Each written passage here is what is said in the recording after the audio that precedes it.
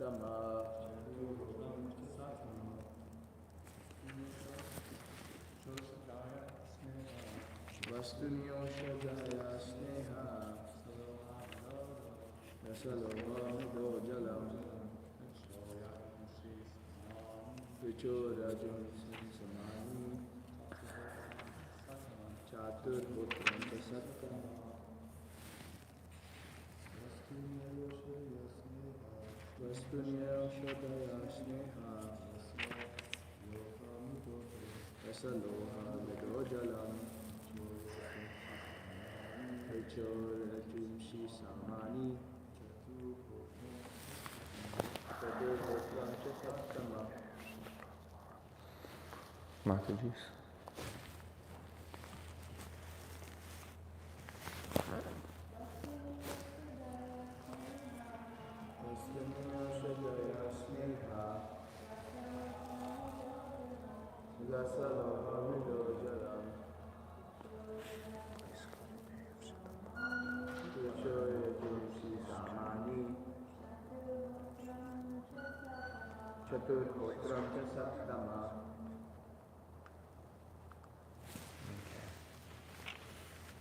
So, word for word synonyms.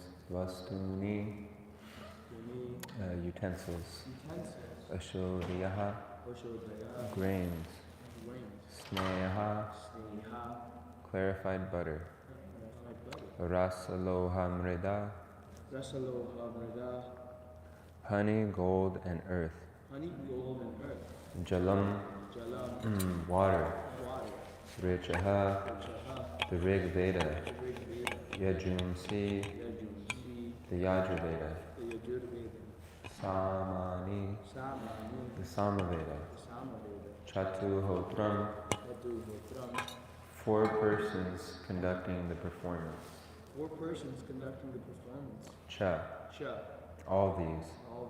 Satama, O most pious one. Translation, other requirements are utensils, grains, clarified butter, honey, gold, earth, water, the Rig Veda, Yajurveda, and Samaveda, and 4 priests to perform the sacrifice. Purport. To perform a sacrifice successfully, at least 4 expert priests are needed. One who can offer hota, one who could chant udgata, one who can kindle the sacrificial fire without the aid of separate fire, advaryu, and one who could supervise, Brahma. Such sacrifices were conducted from the birth of Brahma, the first living creature, and were carried on to the reign of Maharaj Yudhishthira. But such expert Brahmana priests are very rare in this age of corruption and quarrel, and therefore in the present age only, the yajna of chanting the holy name of the Lord is recommended. the scriptures enjoin Hare Nam Eva Kevalam Kalo Nasti Vinasti Vinasti Vigatyamita. Okay. Om Gyanantimindasya Gyananjana Shalakoya Chakshu Unmilitamina Tasmai Shri Gurave Namaha. Namo Vishnu Madaya Krishna Prasthaya Praleshi Mate Bhakti Vedanta Swamini Namane. Namaste Saraswati Devi Gauravani Pracharane Nirvishesha Srinivadi Pashtati Ishtarane Jai Shri Krishna Chaitanya Prabhu Nityananda Shri Advaita Gadadhar Shri Vasari Gaura Bhakta Vrinda. Hare Krishna Krishna Krishna Hare Hare Hare Rama Rama Rama Hare Hare.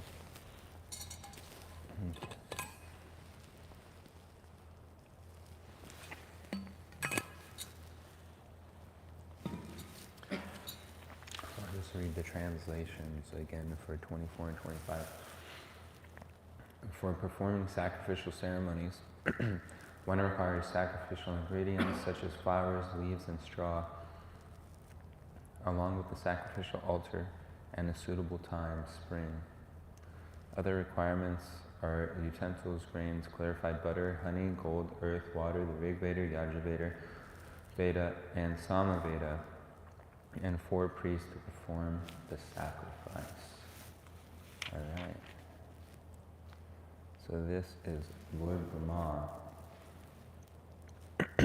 He's speaking to Narada Muni.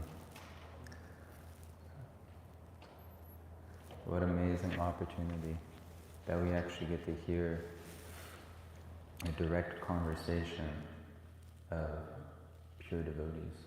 That this Lord Brahma in this particular universe at this time is a Mahabhagavat, pure devotee. Every Brahmanda, every material universe has a Brahma, a creator, a secondary creator, but not all of them are pure devotees. In the 9th canto, Srila Prabhupada mentions how when every entity falls from the spiritual world, he first takes birth as Lord Brahma. And this logically makes sense because the soul, the whole reason why the jiva falls from the spiritual skies, because he wants to imitate what it would be like to be the supreme controller and the supreme enjoyer. So Lord Brahma is basically the best you can get if you want to be in that position. You get to create the whole universe. And we could see how Lord Brahma, he lives 100 years of his lifetime. And this is the time, what's called time dilation. Even Albert Einstein figured it out a little bit. The theory of relativity, that according to the place that somebody is experiencing within this universe, time goes by in a different way. So the demigods, although on this earth, they seem to live for so many years, but from their point of view, they're living for 100 years. And this is actually for all living entities. We see that, an ant, if you observe the life of an ant lives, I don't know how long, maybe a couple of days or something like that. But for the ant's experience, it seems like 100 years. So Lord Brahma lives, from our point of view, an incredibly long time. I think it's 311 trillion, 40 billion years. From his point of view, it's only 100 years. And his specific function in this universe is to, first of all, create the universe and create progeny and develop all the different forms of living entities. And at the end of his day, there's a partial annihilation where most of this universe is devastated, and he takes rest, and when he wakes up, he creates again, and it starts all over again. And so this is an example for us. We see how steady Lord Brahma is, that every day he does the same service for 100 years, and he creates the universe. It's the same thing. but he does this as his duty to Lord Vishnu. In the 11th canto, it describes 3 different types of devastation, annihilation. There's the partial annihilation, when Lord Brahma goes to sleep. Then there's the total annihilation, when Lord Brahma also has to die eventually. But ultimate annihilation is when the jiva severs his false ego and he leaves the material world altogether. He annihilates his false ego. Lord Kapila says that devotional service literally dissolves your subtle body. Your material subtle body becomes dissolved. The more intense your devotional service is, the quicker your material subtle body becomes dissolved, and all that's left is a pure soul. So here we're given an opportunity to hear a conversation from Narada Muni and Lord Brahma himself. And we know Lord Brahma also comes as Haridas Thakur, one of the most favorite devotees of Lord Chaitanya Mahaprabhu, who was Namacharya, chanted 300,000 names every single day, and was an emblem of humility, and another example for us how to be absorbed in the holy name, absorbed in Krishna consciousness, so much so that we're not affected by external temptations, because he was tested twice. The first one was an easy one. He converted a prostitute that came to him, and a very attractive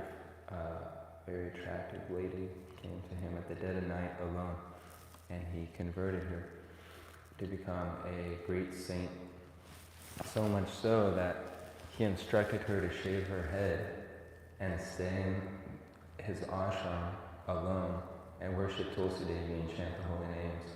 She became such a pure devotee that even the Mahabhagavats at that time were coming to pay obeisances to her.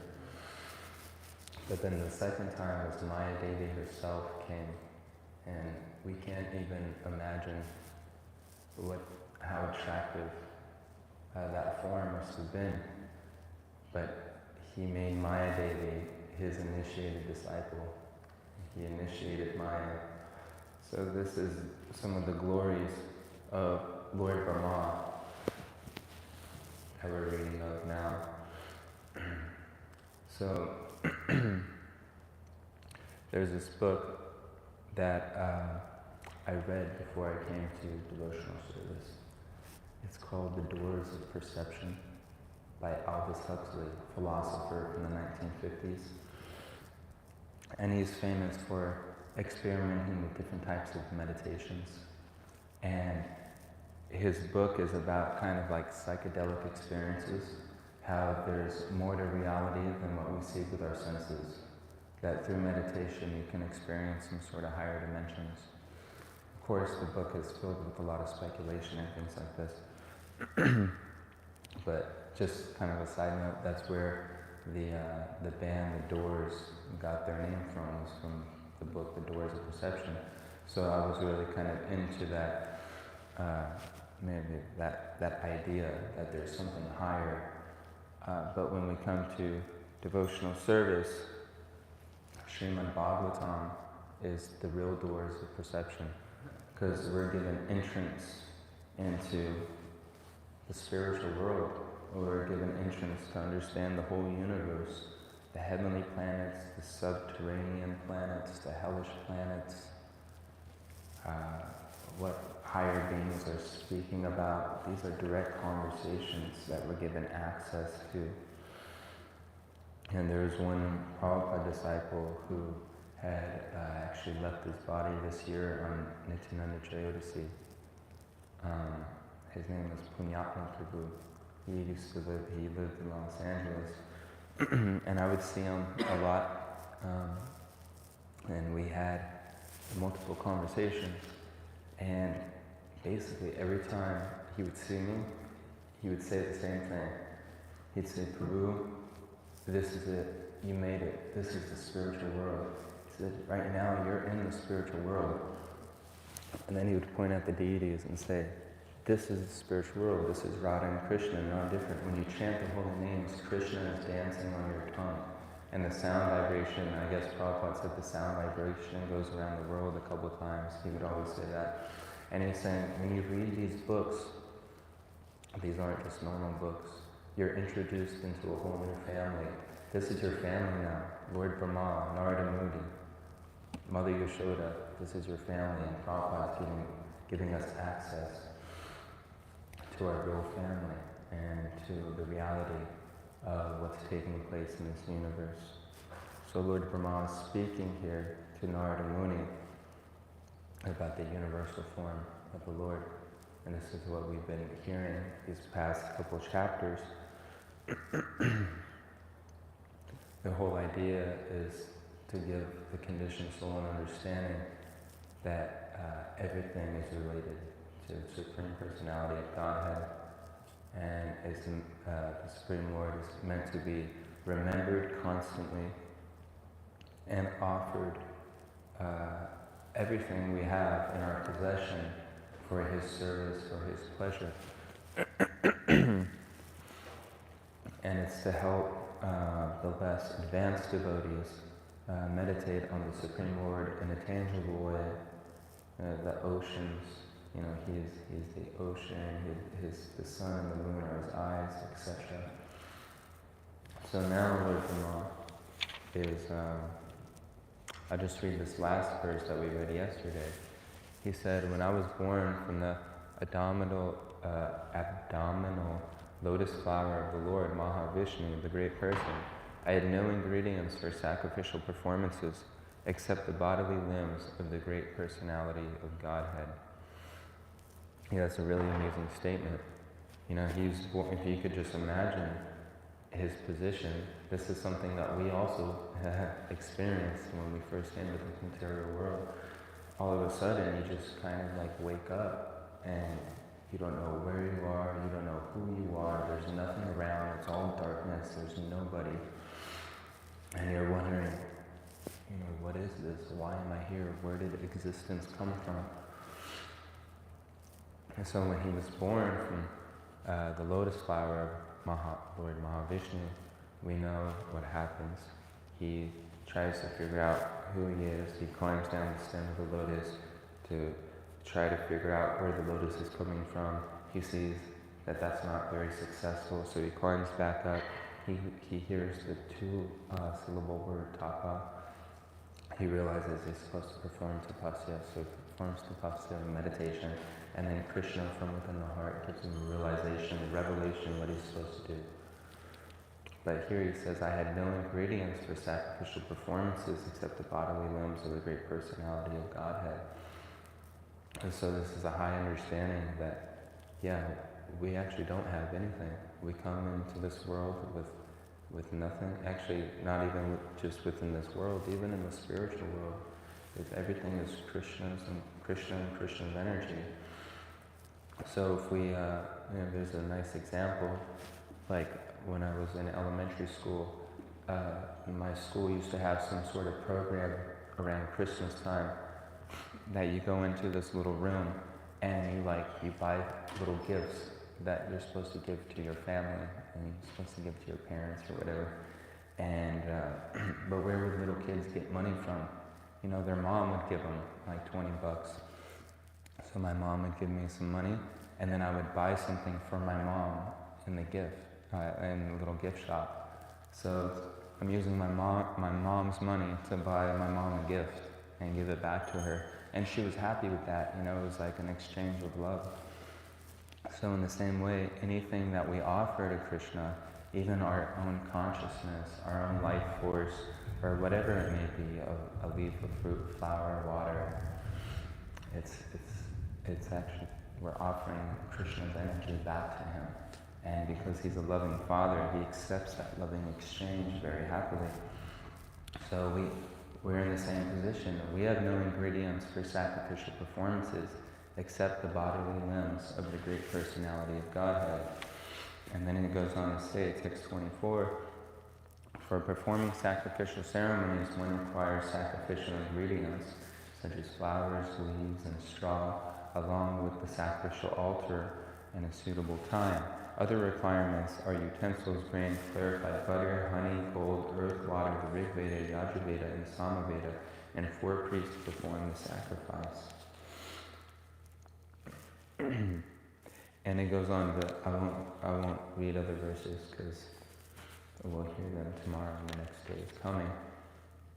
But he's basically talking about standards of yajna, sacrifice for the pleasure of Vishnu. But Prabhupada is saying in this purport that such expert brahmanas are very rare in this age of corruption and quarrel. Not only rare, I mean, extremely rare. And where you're going to find brahmanas that can actually utter the Sanskrit syllables of the different Vedas perfectly, and being able to bring animals back to life from sacrifice is basically impossible in this age. And therefore, in the present age, only the yajna of chanting the holy name of the Lord is recommended. So the scriptures enjoin Harinam, Harinama, Harinam Eva Kevalam, Kalonasteva, Gatya Anyata. Lord Chaitanya has made it so easy for us, and we don't need all these things, all these objects, these utensils and grains and clarified butter and honey and so forth. We don't even need the Rig Veda, Yajurveda, or Samaveda. We just need Śhrīmad-Bhāgavatam, and we need the holy names. They don't cost anything.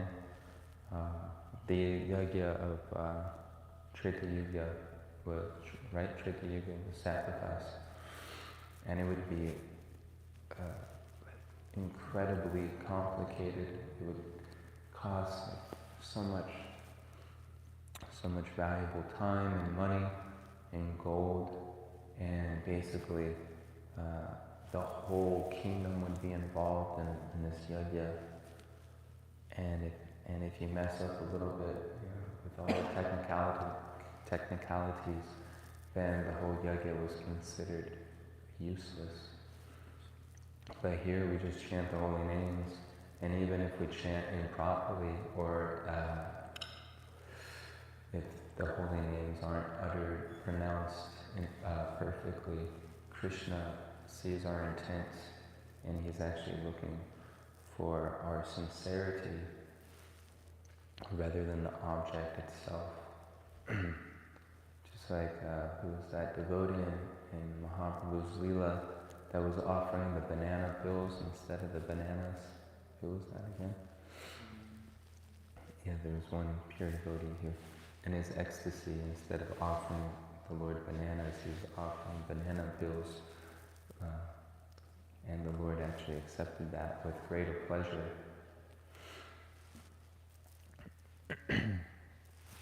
And we know in this age, the holy name is the only recommended yajna, and the holy name is also extended to different activities, such as book distribution, and not only ourselves chanting, but even higher than that is also to get others also to chant with us. And Lord Chaitanya said that there's one type of devotee who can preach nicely. He can preach nicely, but something like, correct me if I'm mistaken the details, his sadhana may not be perfect, but he can preach nicely or something like that. And then there's another type of devotee where he's absorbed in bhajan, but he doesn't preach. But Haridas Thakur is perfect because he's very good at both. And Lord Nityananda and Haridas Thakur used to go out on Lord Chaitanya's order and try to convert people to Christian consciousness, tell them to chant the holy names. They would knock on different doors, and Lord Nityananda, being an avadut, sometimes would pay dandavats right when they opened the door, so they couldn't close the door, and he would beg them to chant the holy names. And he would do outrageous things also that are kind of inconceivable because him being an avadut. And Haridas Thakur would complain to Lord Chaitanya that you've given me a crazy preaching partner. Sometimes he'll wrestle with alligators, and sometimes he'll ask young women to marry them, and then he'll run away. And then when their father comes out, Lord Nityananda's gone, but I'm there, so their fathers will chase me, and he was just doing this very, very bizarre things. Because Lord Nityananda's an avadut. But the whole idea was those two were going around Navadvip and getting people to chant Hare Krishna. And the more we do this, the more we actually give people an opportunity to connect with Lord Chaitanya's mission. He gives us proper qualification to actually relish the pastimes of the Lord. Understanding or relishing the pastimes of Radha and Krishna or Gaura-Nitai is not a forced affair. You cannot force yourself into the pastimes of Goloka Vrindavan. It is something that you have to be invited into. The Lord has to give you a revelation and a realization and an invitation to understand and relish those pastimes. And He's giving us the prescription how to be invited is by inviting others. The more you invite others, the more you get yourself. And this is actually the duty of all Vaishnavas. Not only all Vaishnavas, Lord Chaitanya says he orders every living entity within the universe to preach Krishna consciousness, which is a pretty far out statement, because if everybody was preaching Krishna consciousness, who would you preach to? Everybody would be devotees. And when Vasudev Dutt actually asked Lord Chaitanya to deliver the whole universe, it says that the whole universe went back home, back to Godhead, and this was a little over 500 years ago. So if you can think of any historical figures that existed at that time, like Christopher Columbus and people like that, I guess according to that statement in Chaitanya Charitamrita, they went back home, back to Godhead. Yes, such sacrifices were conducted from the birth of Brahma, the first living creature, and were carried on to the reign of Maharaj Yudhishthira. But such expert brahmanas are very rare in this age of corruption and quarrel, and therefore in the present age only the yajna of chanting the holy name. So why is it a yajna? Why is chanting the holy name a yajna considered a sacrifice? Well, we're sacrificing our time. We can do so many other things. We're sacrificing our thoughts and our consciousness. We could be thinking so many other things. But we're sacrificing basically our life's energy to glorify the Lord, who comes down as His holy name. Krishna and Krishna's name are non-different. We see that in this material world, material objects and the names that we call them are different. Like microphone and desk and phone. If you just say phone many times, a phone is not going to manifest. You actually need the substance. So the name and the substance are different. Whereas in the spiritual way, the name and the substance are one.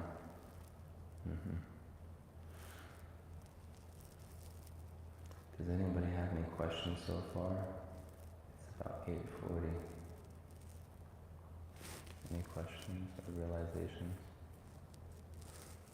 I was thinking of the point over here, how with their sacrifice for priests and all these different ingredients and different things, and there's this level of organization that's required for performing the sacrifice. I was thinking in correlation how when Mahaprabhu would perform the congregational chanting, like the Jagannath Rath Yatra, or when they were marching towards Chantalji's house, he organized his devotees in a certain way that, you know, you'll be in the front of in front of Lord Jagannath's cart, and this other group will be there, and then this person will be the lead chanter, there'll be a lead dancer, and a lead mridanga player, and so then there's this nice organization of the devotees that Mahaprabhu is doing to perform Nam Yajna, the chanting of the holy name, and so I was just finding a nice relation between that. Yeah, that's a nice point. Yeah, when Lord Chaitanya was dancing at the Jagannath Rath Yatra, I believe there were 4 groups, right? 4 groups. One in front of Jagannath's cart, 2 on the side, and 1 in the back. There might have been 5, I don't remember exactly. There's 7 groups. Oh, maybe 7. I could research it. Yeah, what's amazing is we could see the correlation between Mahaprabhu's pastimes and Krishna's pastimes. Golokya Premadana Harinam Sankirtan.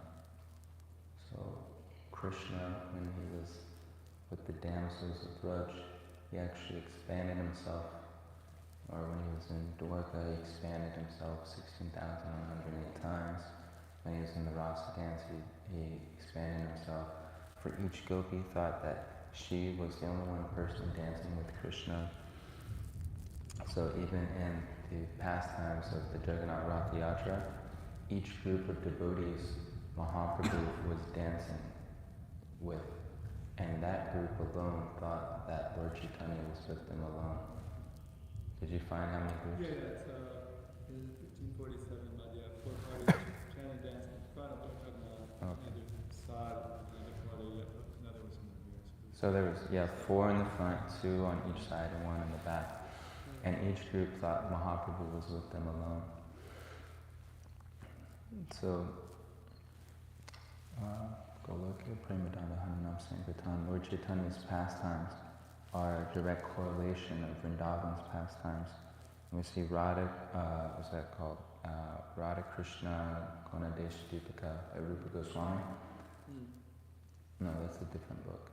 Yeah, that book, well, first of all, that book describes each resident of Vrindavan, or the primary residents of Vrindavan, what they look like, and what their activities are, what their pastimes are, what their main service is to Krishna, the colors they like to dress in.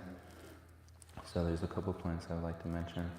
That first of all, again, going back to the doors of perception and being invited, here's a topmost pure devotee, Rupa Manjari, coming down as Rupa Goswami to describe what the residents of Vrindavan and what the land of Vrindavan are doing. Just like if you have never been to this temple before and you talk to Hari Vilas Prabhu over the phone, he would be able to tell you what the temple looks like, where the prasadam room is, how to get to the brahmachari ashram, and everything, and he could describe it in detail, so within your mind, you can meditate that, okay, this is what the New York temple is like.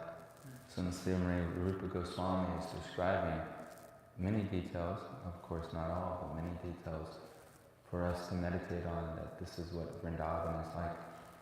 And there's another book also,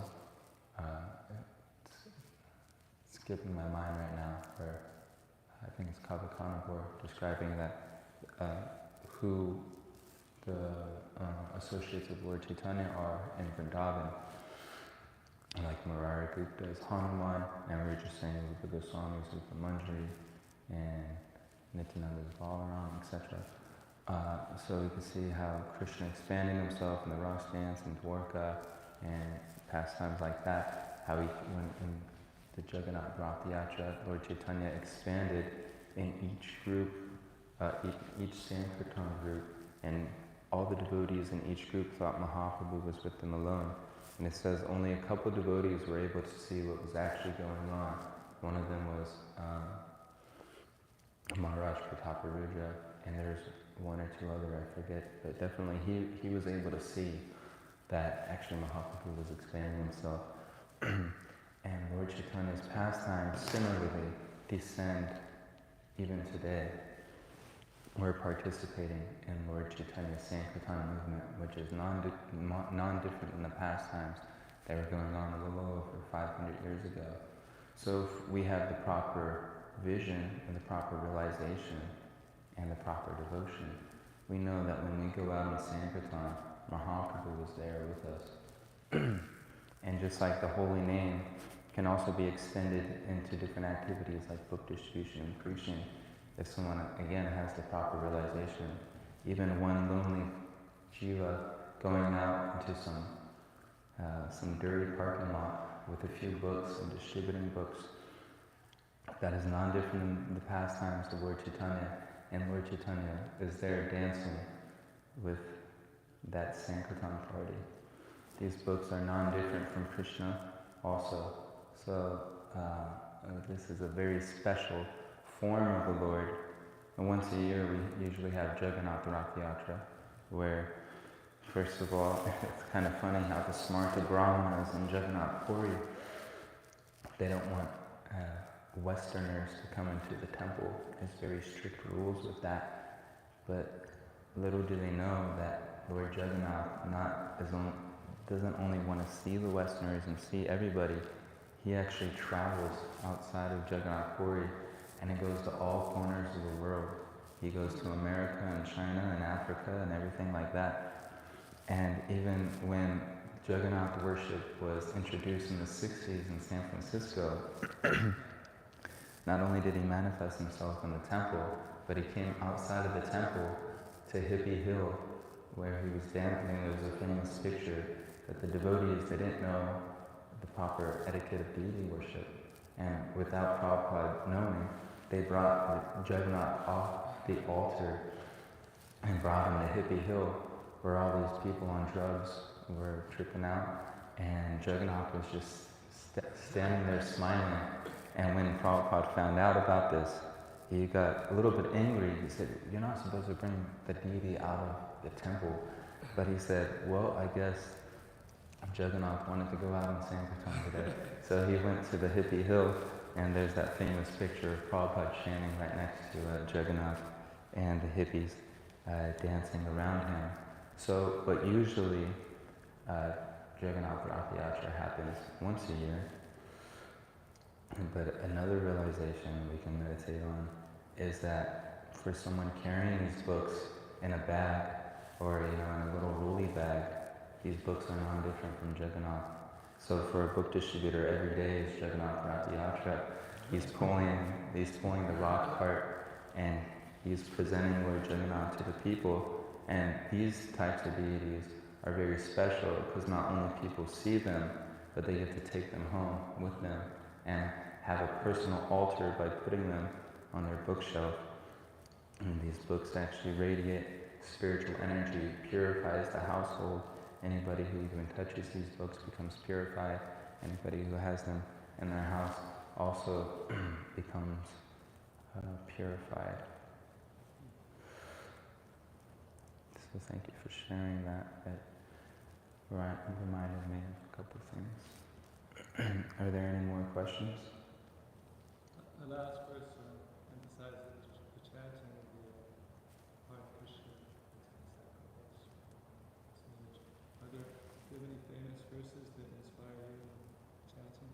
Any verses about the holy name that inspire you? Yeah, I always liked chapter 9, text 14, right? Ānanda-kīrtana yotamam itantasya durabhatiha namasya, how's it go? Namasyam tasya mam bhaktya, I forgot the last line. Nitya Yukta. Yeah, nitya yukta svasate. So, always endeavoring with great determination, bowing down before me, chanting my holy names. These great souls perpetually worship me with devotion. So I always found that verse inspiring to Krishna's, inspiring us to remain enthusiastic and be determined, chant the holy names, and to worship him with devotion. So I like that verse.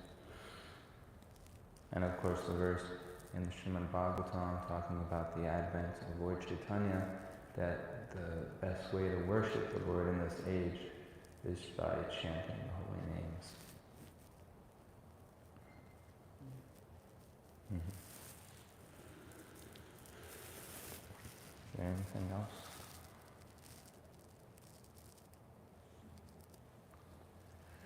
Okay, should we stop here? There's 10 minutes left. I don't know what else to say. Okay. Jai Śhrīmad-Bhāgavatam ki jai, Śrīla Prabhupada ki jai, Gaura Premanandi Hari Bol.